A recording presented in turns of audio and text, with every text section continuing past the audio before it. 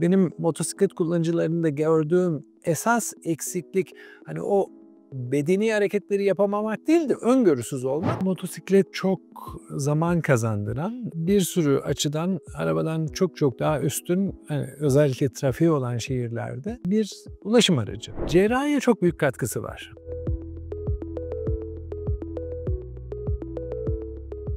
Hocam cerrahinin yanı sıra, sizin bir de motosiklet sevdanız var. Siz her yere motosikletle gidip geliyorsunuz. Pek çok kişi arabayı tercih eder. Doğru. Birincisi motosikleti neden tercih ediyorsunuz? Bu sizi korkutmuyor mu?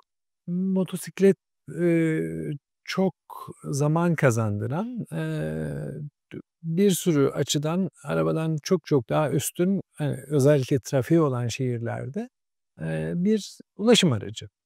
Ama bunun dışında, sizi aklen ve bedenen koordinasyonunuzu geliştirmek için kullanabileceğiniz bir, egzersiz aracı olarak da görebiliyorsunuz. Üstüne üstlük ben, ulaşımın ötesinde hobi olarak, motocross, yapıyorum. Orada da, bedenen gerçekten çok sizi bütün vücudunuzu kullanacak şekilde zorlayan bir egzersiz yapmanın ötesinde, işte akıl ve motor koordinasyonunuzu, yani olayları öngörünüzü çok hızlı geliştiriyor.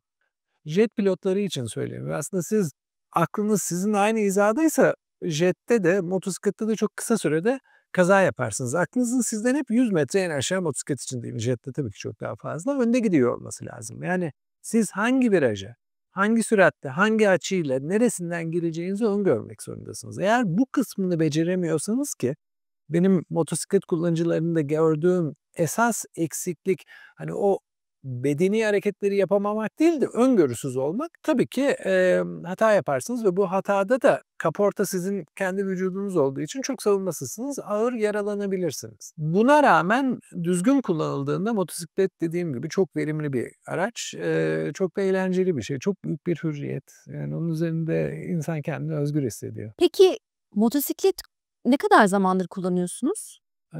Aslında çok uzun değil. Benim, hayatımın çok büyük bir kısmı hep 2 tekerlek üzerinde geçti. Almanya'da ben, işte, kabaca 12 yıla yakın, 11,5 yıl yaşadım. Almanya'ya giden Türklerin ilk yaptığı şey orada ucuz olduğu için lüks bir araba almaktır. Benim Almanya'da hiç arabam olmadı.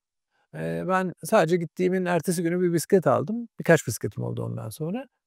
Her yere bisikletle gittim ya da, işte, toplu taşımayı kullandım. Alışveriş yaparken de sırt çantanızı alıyorsunuz. Hani, taşıyamayacağınız bir şeyse, çok gerekirse bir şey kiralayabiliyorsunuz ama benim ona da ihtiyacım olmadı. Bisikletle gittim 12 yıl. Dolayısıyla Almanya'da bisikletle gittikten sonra Türkiye'ye dönünce, evimle çalıştığım yer arası mesafe arttı. Eskiden Almanya'da 4,5 kilometreydi. Burada 40 kilometre oldu. Sonra daha da arttı. Bir noktada motosiklete geçtim ama yani son 10 yıldır kabaca motosiklet kullanıyorum ben. Peki motosiklet kullanmak sizin cerrahiyle aranızdaki o bakış açısını nasıl değiştirdi ya da değiştirdi mi? Cerrahiye çok büyük katkısı var. Bir, öngörülü olmak cerrahların ihtiyacı olan bir şey. Motosiklet kullanmak gibi onun da hatalarının çok ağır bedelleri var. Ama motosikletin bunun ötesinde bir hayat felsefesi olarak da çok, bence katkıları oluyor. Bir defa daha, korunaksız olduğunuz için defansif olmayı öğreniyorsunuz. Araba kullanırken insanların kafasında yanlış ama gene de çok sık uygulandığı için bende de bu, hatayı yaparken kendimi görüyorum. Mesela gidiyorsunuz, önünüzdeki arabayla aranızda diyelim 10 metre var. Sağdan birisi aynadan görüyorsunuz, geliyor önünüze girecek.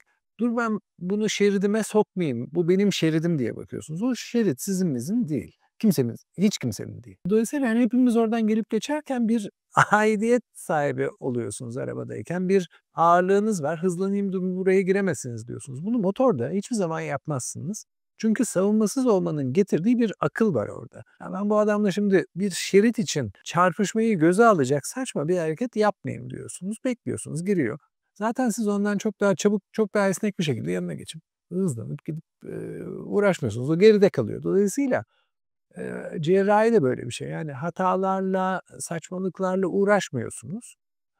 İşinize odaklanıyorsunuz, ve ileri gidiyorsunuz. Motosiklette durduğunuz zaman genelde düşersiniz. Dolayısıyla hep ileri gitmeniz gerekiyor. İşte de böylesiniz. Durunca düşmemek için sürekli ilerlemeniz gerekiyor. Cerrahi için bence çok faydalı bir Açık ameliyatta da öylesiniz. Durma lüksünüz yok sanırım. Tabii, yani bir karar vermek zorundasınız. Hani durmak, beklemek gibi bir seçenek yok. Cerrahide hani bir karar veriyorsunuz ve o yolda ilerliyorsunuz. Doğru kararları verirseniz doğru yolda ilerliyorsunuz. Bir de insan, bunu bisiklet kullanırken ben öğrenmiştim, baktığı yere doğru gider. Dolayısıyla önünüzde mesela yolda gidiyorsunuz, bir engel çıktı.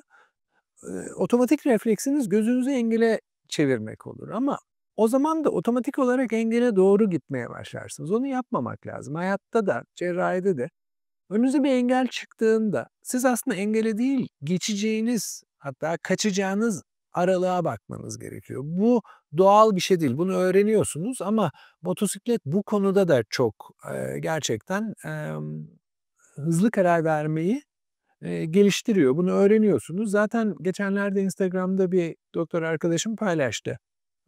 Motosiklet kullanmanın, bu işte hızlı karar vermede, üstelik hani göz motor koordinasyonunda çok olumlu etkilerine dair bir akademik, çalışma çıktısı da var aslında.